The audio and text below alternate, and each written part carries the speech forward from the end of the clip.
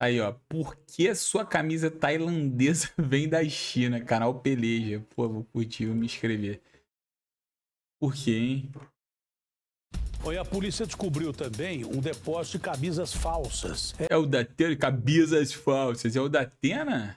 Era uma baita de uma fábrica. Você viu a qualidade da falsificação? Que barbaridade, hein?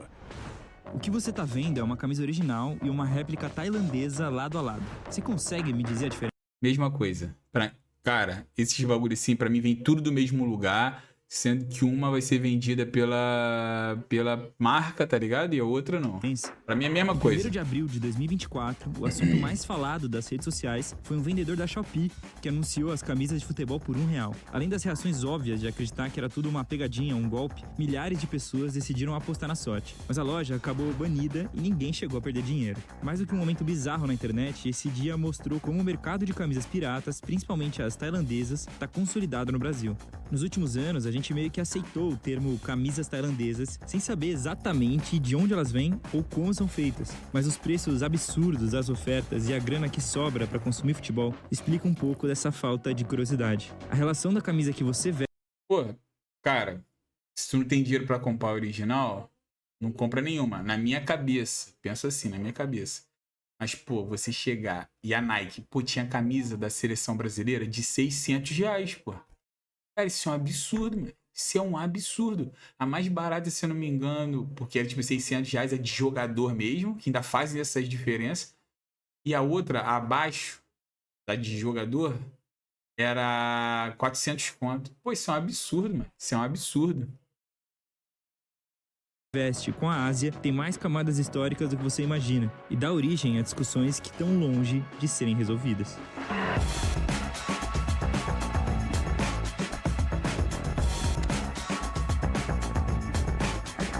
A tailandesa. Quando um time lança seu novo uniforme da temporada ou alguma versão especial muito bonita, já é normal escutar alguém falar que espero que os tailandeses já estejam trabalhando. Além do preço dos produtos originais não serem muito atrativos. Olha isso, cara. R$500 numa camisa, gente. Cara, R$500 numa camisa. Volto a falar. Eu não compro a original porque é muito caro e também não compro a falsificada. Mas se é uma pessoa. Mas eu não julgo, irmão. Eu não julgo quem compra a tailandesa. Eu, tipo assim, o que eu quero comprar e eu vou comprar, porque é a única. Aí é o único lugar que fabrica, é umas antigas. Tipo assim, é a do Vasco de 97. Pô, tu não acha vendendo. Aí não tem jeito. Mas agora essas assim do ano. Irmão, eu não compro, mas também nem julgo quem compra, mano. Que é muito absurdo. Olha isso, cara. Uma camisa do Palmeiras, R$500. Motivos para boa É parte doideira, dos cara. torcedores, Isso é as doideira. réplicas tailandesas viraram uma febre no mercado internacional pela qualidade e semelhança com as oficiais. Ironicamente, quase nenhuma delas é produzida na Tailândia, mas uma junção de fatores históricos, econômicos e culturais fizeram elas serem conhecidas assim.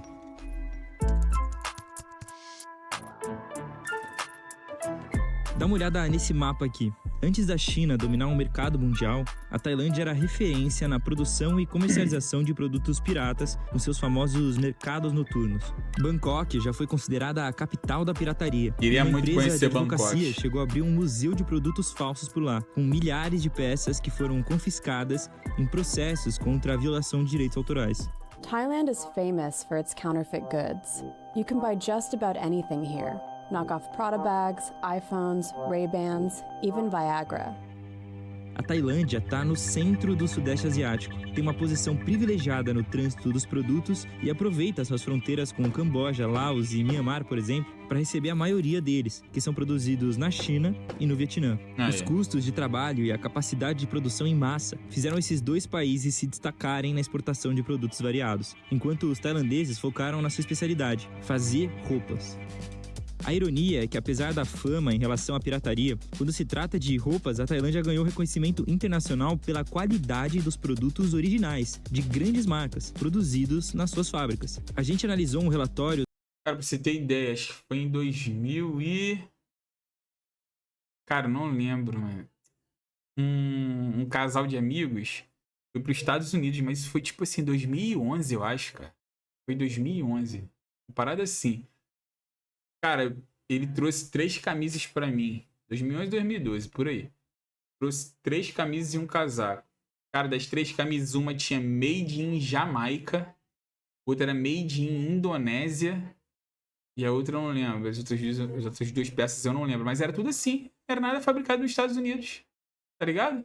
Aí, pô, uma parada... E outra coisa, um amigo comprou um fone.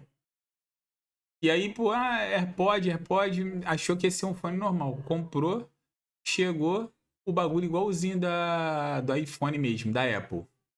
Aí foi, viu o código, jogou na Apple Care. Acho que é Apple Care o nome que se dá, tipo, pra ver as garantias. O número tá registrado lá, pô. E o bagulho veio da China. E aí? Pra mim, então, essas paradas é tudo fabricado no mesmo lugar e só chega no local ou para ser revendido pela própria marca, ou tem algum ajuste ali final para ser repassado e é vendido, cada um vende por seu preço, irmão. Mas pra mim, tudo fabricado no mesmo lugar. Sobre a indústria têxtil de lá. E o texto mostra como eles têm muita matéria-prima, que faz boa parte da cadeia de produção girar no próprio país. Os tecidos e a mão de obra de qualidade superior atraíram empresas e Bangkok chegou a ter um projeto de governo para se tornar uma das capitais da moda na Ásia. No setor esportivo, as camisas feitas por eles se tornaram referência máxima de qualidade. E é por isso que as réplicas mais fiéis do mercado são chamadas de tailandesas, mesmo que a grande maioria seja produzida na China. É tipo colocar uma marca, um selo de qualidade para tentar conectar quem compra, mesmo as falsas, com a ideia de um produto melhor.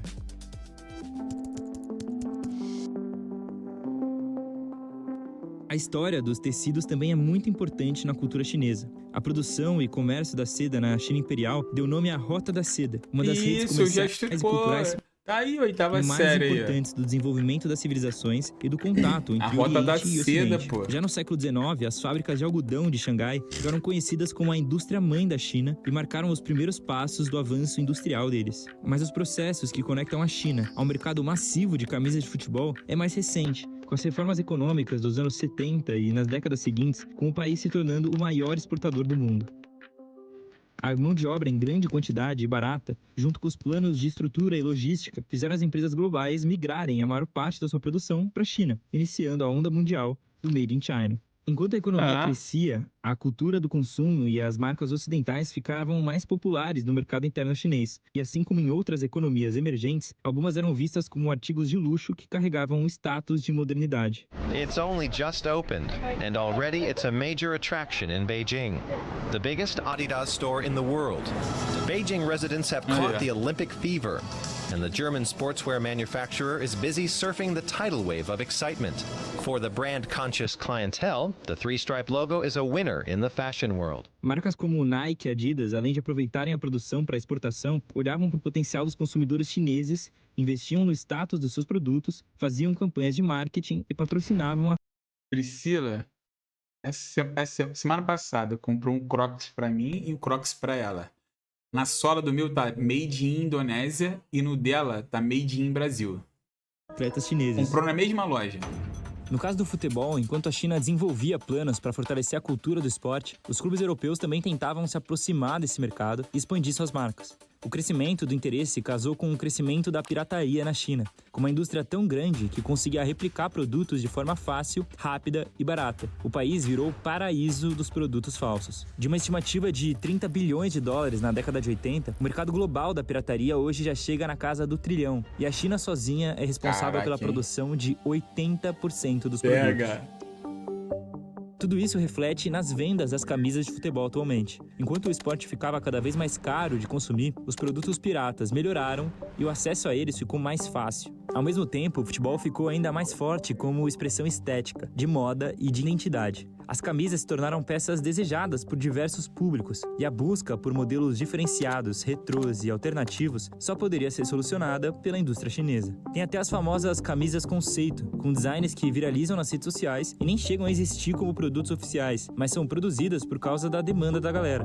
Plataformas como a Pinduoduo e Taobao estouraram na China e no mercado ocidental, enquanto no Brasil, a Shopee virou o grande centro das réplicas e alcançou diferentes classes. Diferente de outros casos de falsificação, quando se trata de camisa de futebol, nenhum torcedor se sente lesado ou enganado por comprar um produto inferior. Os torcedores sabem exatamente o que estão consumindo e não tem nenhum problema com isso.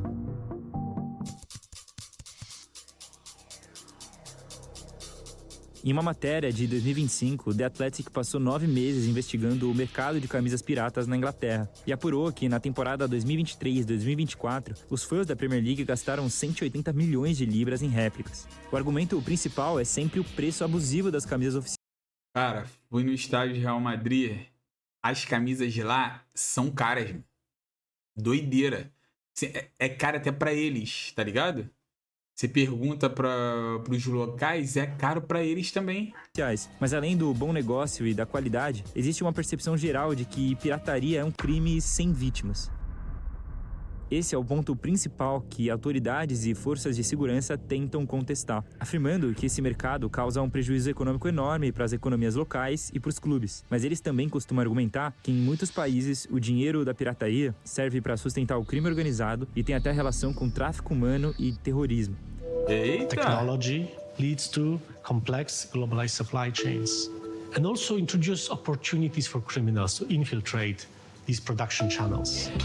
And I'm not only talking about health and safety risks, but I'm also talking about financing criminal networks, about corruption that can be driven by illicit trade, poor working conditions in factories that produce counterfeit goods. A associação da pirataria com fábricas clandestinas desumanas, além de trabalho infantil, também é comum. Mas esse tópico é polêmico, já que o debate sobre péssimas condições de trabalho na indústria têxtil vem da própria relação das grandes marcas com a mão de obra asiática, e não só da pirataria. Caraca, velho. Tô te falando, cara, a Crocs é uma marca aí no mundo, mundial. Tá escrito Made in Indonésia. Do mesmo lugar que vem um monte de parada que é falsa, tá ligado? No início dos anos 90, um escândalo atingiu a Nike. Ativistas de direitos trabalhistas, pesquisadores e jornalistas denunciaram várias violações de direitos nas fábricas da marca, incluindo problemas de saúde e segurança, abusos verbais e sexuais, carga horária excessiva e salários abaixo do mínimo. Como a maioria dessas fábricas eram terceirizadas, os níveis de fiscalização não eram muito convincentes e a responsabilidade pela situação dos trabalhadores era deixada na mão dos outros.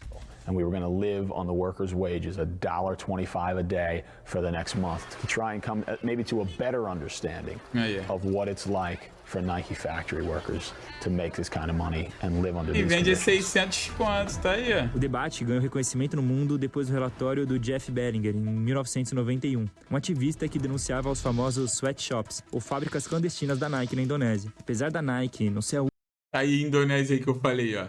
É isso, irmão. E várias outras empresas globais usarem o mesmo esquema, foi ela que ficou marcada como símbolo desse problema. Já em 1996, a Magazine Life publicou uma matéria contando a história de uma criança paquistanesa que trabalhava costurando bolas de futebol. O Paquistão, aliás, era responsável por 80% desse mercado, e o trabalho infantil era comum. Em 1998, o presidente da Nike, Phil Knight, fez um discurso público prometendo diversas mudanças nos padrões trabalhistas da empresa. Mas a falta de resultado continuou provocando protestos e eles chegaram a perder um processo por propaganda enganosa. One columnist said, Nike represents not only everything that's wrong with sports, but everything that's wrong with the world. So, I figured that I'd just come out and let you journalists have a look at the great Satan up close and personal. Até então, as críticas eram deles tratarem o problema mais como uma questão de imagem do que realmente procurar soluções estruturais. Mas isso mudou em 2005, depois de 2 anos de silêncio, quando eles lançaram um relatório que mudou a indústria. A Nike decidiu ser a primeira empresa a revelar publicamente os nomes e endereços das suas fábricas ao redor do mundo e admitir que encontraram condições horríveis em várias delas, afirmando que seria um passo para transformar a transparência e a responsabilização das grandes marcas.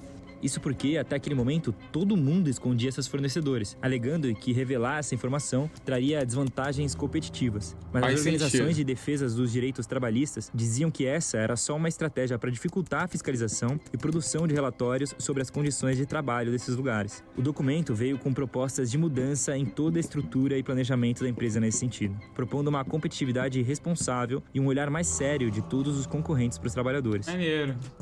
Esse ponto de virada foi positivo, mas isso não significa que os sweatshops pararam de existir. Nas últimas décadas, outros escândalos menores surgiram com algumas marcas, mas a ideia da maioria delas é mostrar que esse tipo de fábrica agora é usada para produzir os produtos piratas, mesmo que isso não seja verdade em todos os casos. De qualquer forma, a pirataria gera discussões sobre ética, sustentabilidade e sobre o futebol moderno em geral, e também escancara suas contradições. A transformação completa do esporte em produto afetou a relação dos torcedores com seus clubes, mas eles ainda querem apoiar e consumir, e enquanto as condições mais acessíveis para isso vierem da China ou da Tailândia, vai ser difícil convencê-los do contrário.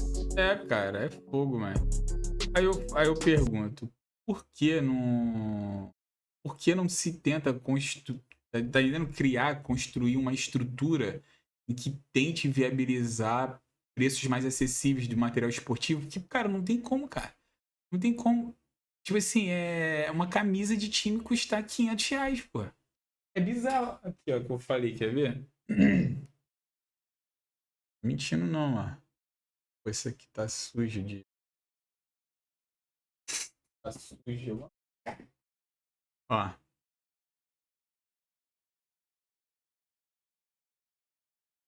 Não sei se deu pra ver. Deixa eu aumentar aqui pra mim. Aí, ó, made in Indonésia. Viu? E aí?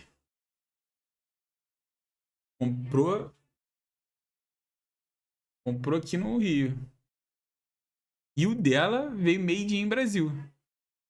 O dela não tá aqui na mão, senão eu vou me mostrar. É fogo, cara, é fogo.